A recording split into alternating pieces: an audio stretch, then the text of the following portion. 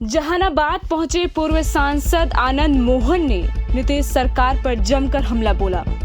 कहा, सत्ता में बैठकर पक्षपात नहीं चलेगा।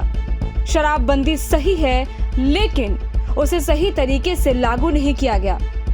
मैं जिस तरह से 14 साल का वनवास जेल में काट रहा हूं, वो बेकार नहीं जाएगा।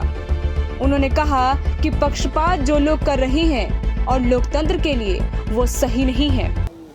बहुत प्रदेश में लागू हुआ, कुछ दिन चला रुका, यहाँ लंबे समय से चल रहा है।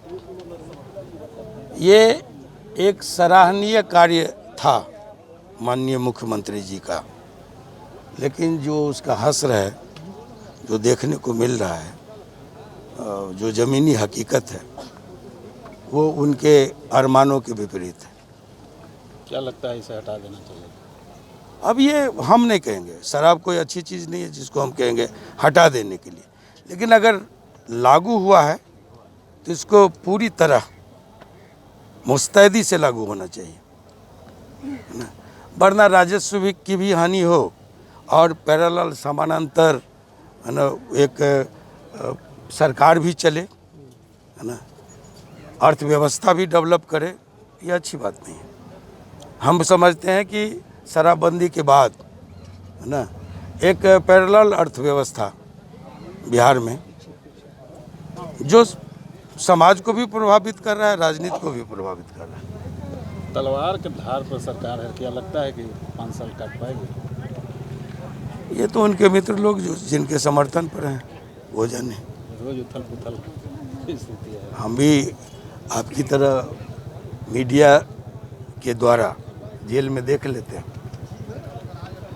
लेकिन इस सब के लिए हिम्मत चाहिए ना। सत्ता लोलुपता और बगावत दोनों दो चीज़ें हैं, है ना। कहते हैं कि एक संग न होई भवालू, हसब फुलायब, हसब ठठायब फुलायब गालू। दोनों बातें नहीं हो सकती है जो साथ बैठे लोग हैं कि भाई सत्ता। दरअसल आनंद मोहन आदर्श आचार संहिता के उल्लंघन के मामले में व्यवहार न्यायालय जहानाबाद में सहरसा जेल से पेशी के लिए आए थे। साल 1999 लोकसभा चुनाव के दौरान आदर्श आचार संहिता का मामला नगर थाना में आनंद मोहन सहित कई नेताओं पर दर्ज हुआ था। टाइम 8 बिहार के लिए जहानाबाद से ब्यूरो रिपोर्ट। जहानाबाद पहुंचे पूर्व सांसद आनंद मोहन ने नीतीश सरकार पर जमकर हमला बोला। कहा, सत्ता में बैठकर पक्षपात नहीं चलेगा। शराबबंदी सही है, लेकिन उसे सही तरीके से लागू नहीं किया गया। मैं जिस तरह से 14 साल का वनवास जेल में काट रहा हूं, वो बेकार नहीं जाएगा। उन्होंने कहा कि पक्षपात जो लोग कर रहे हैं और लोकतंत्र के लिए वो सही नहीं है। बहुत प्रदेश में लागू हुआ, कुछ दिन चला रुका, यहाँ लंबे समय से चल रहा है। ये एक सराहनीय कार्य था माननीय मुख्यमंत्री जी का, लेकिन जो उसका हश्र है, जो देखने को मिल रहा है, जो ज़मीनी हकीकत है, वो उनके अरमानों के विपरीत है। क्या लगता है इसे हटा देना चाहिए? अब ये हम नहीं कहेंगे, शराब कोई अच्छी चीज़ नहीं है जिसको हम कहेंगे हटा देने के लिए, लेकिन अगर लागू हुआ है तो इसको पूरी तरह मुस्तैदी से लागू होना चाहिए, है ना।